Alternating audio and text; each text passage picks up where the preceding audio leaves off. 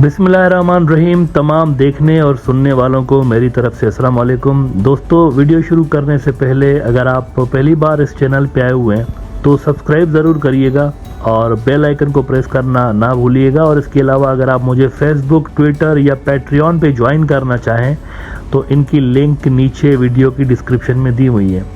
और अगर आप मेरे लिखे हुए बुक्स पढ़ना चाहते हैं तो उसकी भी लिंक नीचे डिस्क्रिप्शन में मौजूद है। मॉडर्न वॉरफेयर में ड्रोन टेक्नोलॉजी बहुत ज़्यादा अहमियत रखती है। इसकी वजह यह है कि ड्रोन टेक्नोलॉजी जो है ना, ये ग्राउंड पे खड़े हुए ट्रूप्स को बहुत ज़्यादा फ्लेक्सिबिलिटी प्रोवाइड करती है। ये कई सौ किलोमीटर पीछे खड़े होके ना सिर्फ दुश्मन की गतिविधियों पे नज़र रख सकते हैं बल्कि उनको स्ट्राइक भी कर सकते हैं।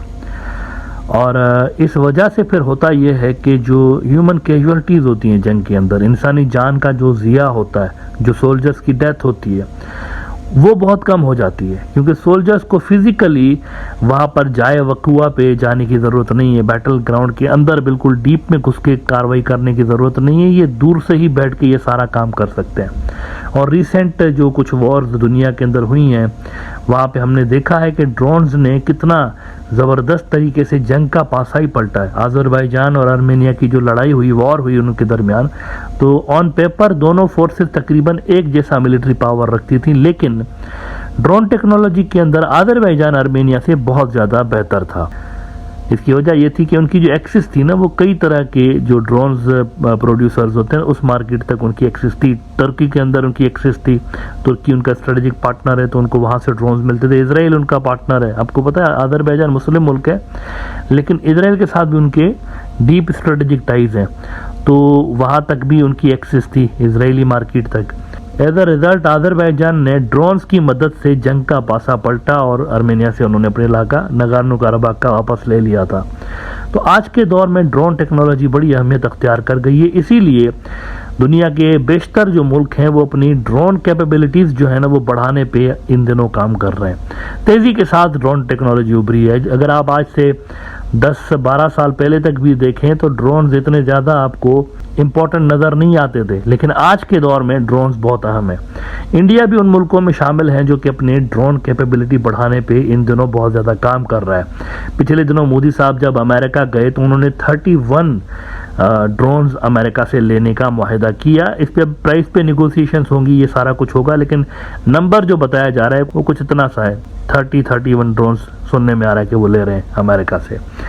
लेकिन इसके अलावा अब नई खबरें ये आ रही हैं कि इंडिया ने बहुत बड़ा प्रोजेक्ट शुरू करने का फैसला किया है, 10,000 करोड़ रुपए का, which is a huge amount. और इन 10,000 करोड़ रुपयों में इंडिया 97 ड्रोन्स लेने जा रहा है। लेकिन यहाँ पर प्रॉब्लम ये है कि ये इतने सारे जो पैसे हैं ना, ये इंडिया यूँ समझे कि तकरीबन वेस्ट ही कर रहा है। तजुर्बे के ऊपर खर्च करेगा, तजुर्बे के ऊपर। तजुर्बा मैं इसलिए कह रहा हूँ क्योंकि इंडिया ये 97 ड्रोन्स किसी हाईली एडवांस्ड ड्रोन टेक्नोलॉजी रखने वाले मुल्क से ये ड्रोन नहीं खरीदने जा रहे इंडिया वाले, बल्कि वो ये खुद प्रोड्यूस करेंगे, अपनी कंपनियों को ठेके देंगे। अब इंडिया के जो ड्रोन्स हैं, अव्वल तो इंडिया ड्रोन्स भी बनाता है, ये तो दुनिया में बहुत ही कम लोग जानते हैं कि इंडिया ड्रोन्स भी बना रहा होता है, क्योंकि इतनी एडवांस टेक्नोलॉजी उनके पास है नहीं। तो ये जो ड्रोन इंडिया बनाएगा ना, ये लोकल कंपनियां बनाएंगी इंडिया की, जिनके पास कुछ लंबा जोड़ा एक्सपीरियंस है नहीं। और on top of that India के ड्रोन्स जो हैं वो बैटल टेस्टेड नहीं है। देखें ऑन पेपर कितना ही खूनख्वार किस्म का वेपन आपको नज़र आता हो, लेकिन वेपन वो होता है जो कि बैटल टेस्टेड हो, जो कि जंग के अंदर टेस्ट किया गया हो। पेपर पे तो आप कुछ भी लिख दें, दैट्स फाइन, वो इतना ज़्यादा उसका वो नहीं होगा, मैटर करता है। लेकिन असल जो चीज़ मैटर करती है ना, वो ये करती है कि बैटल के अंदर उन्हें कितना अच्छा परफॉर्म किया उस वेपन ने।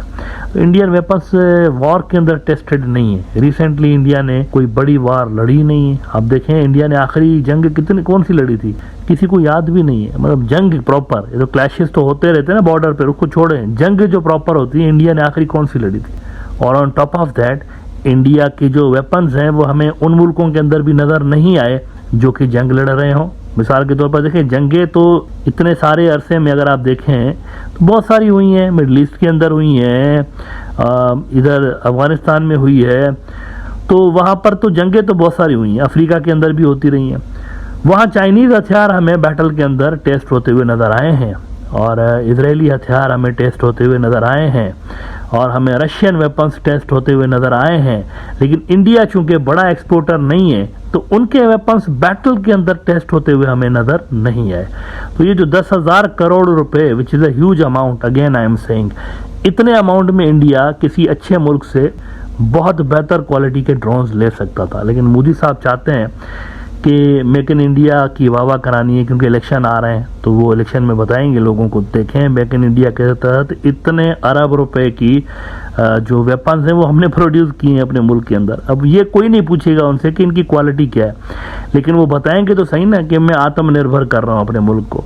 टाइम्स ऑफ इंडिया ने खबर लगाई हुई है कि India to acquire 97 made in India drones for over 10,000 crore rupees to keep an eye on China-Pakistan borders. वो कहते हैं after the decision to buy 31 Predator drones from US, India is now moving towards acquiring 97 highly capable drones under the Make in India project. A scientific study was carried out by the Defence Forces jointly, and it has been decided that to meet the medium altitude long endurance requirements, Indian forces would require 97 such drones for keeping an eye on both land and sea, government sources told ANI. अब देखें यहाँ पर दो तीन बड़े मसाइल हैं। Make in India ने कुछ बड़ा इम्पैक्ट डाला नहीं है। जितना इसके ऊपर खर्चा किया गया है, जितने इसको कॉन्ट्रैक्ट दिए गए हैं, जितना इनके ऊपर पैसा और रिसोर्सेज इंडिया ने खर्च किए हैं, उतना आउटपुट इंडिया को मेक इन इंडिया ने डिफेंस के सेक्टर में नहीं दिया। अच्छा, एक और बड़ी चीज़ आपको बताऊं कि ये जितने भी डिफेंस के इक्विपमेंट्स बन रहे होते हैं, इनके अंदर भी सेमीकंडक्टर्स डल रहे होते हैं, और सेमीकंडक्टर्स का इंडिया का जो ड्रीम है वो अभी तक फुलफिल होने के दूर दूर तक असरात नज़र नहीं आ रहे। यानी इंडिया चाहता था कम से कम इतने तो सेल्फ सफिशिएंट बन जाए कि हमारी जो नीड्स होती हैं सेमीकंडक्टर्स की वो तो कम से कम हमारे मुल्क में प्रोड्यूस करें ना। तो इसके चलते इन्होंने फॉक्सकॉन समेत जितनी भी बड़ी कंपनियों को बाहर से बुलाया हुआ था इंडिया के अंदर सेमीकंडक्टर मैन्युफैक्चर करवाने के लिए, वो तो सारे भाग गए। पिछले दिनों तो ताइवान की कंपनी फॉक्सकॉन ने तो इतना बड़ा कॉन्ट्रैक्ट इंडिया के साथ किया हुआ था, $19.5 बिलियन का इंडियन कंपनी के साथ किया हुआ था, वो भी भाग गए। अब जब इंडिया के पास ये चीज़ें है ही नहीं, सेमीकंडक्टर्स भी नहीं है, और फिर ऊपर से वो बहुत सारे पुर्जे इंपोर्ट कर रहे होते हैं, तो मेक इन इंडिया में कैसे ये पैसे झोंक रहे हैं इस तरह से? जब आपके पास ग्राउंड ही नहीं बना हुआ तो आप क्वालिटी इक्विपमेंट्स कैसे प्रोड्यूस कर सकते हैं? ये सोचने की बात है। ग्लोबल टाइम्स चाइना का सरकारी अखबार है, उन्होंने बड़ी इंपॉर्टेंट चीज़ें पॉइंट आउट की थी एक दो हफ्ते पहले कि Foxconn ditches Indian chip project in major blow to country's manufacturing ambitions. ये मेक इन इंडिया भी मैन्युफैक्चरिंग जो इंडिया के एम्बिशंस है ना उसके हिसाब से डिज़ाइन किया गया है। ग्लोबल टाइम्स कहता है कि India's overall manufacturing ambitions have been hit by a series of setbacks.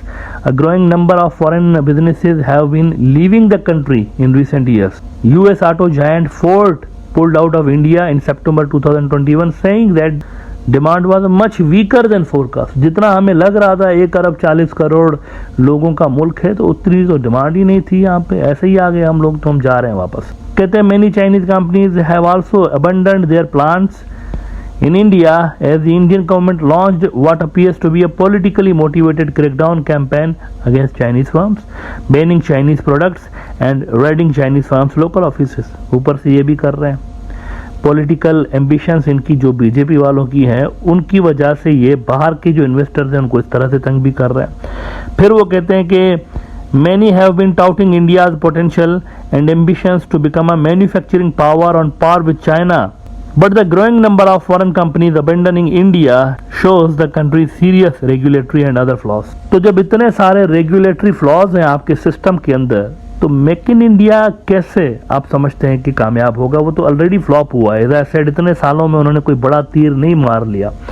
तो 10,000 करोड़ और इस जैसे और भी कई सारे प्रोजेक्ट्स मेक इन इंडिया के तहत जो है वो इंडिया कर रहा है, और पैसा बड़ा है इन्होंने। देखिए, पैसे का मसला नहीं है, पैसा बड़ा इंडिया ने डाला हुआ है बीच में, लेकिन आउटपुट डिजायर्ड नहीं मिलेगी उनको।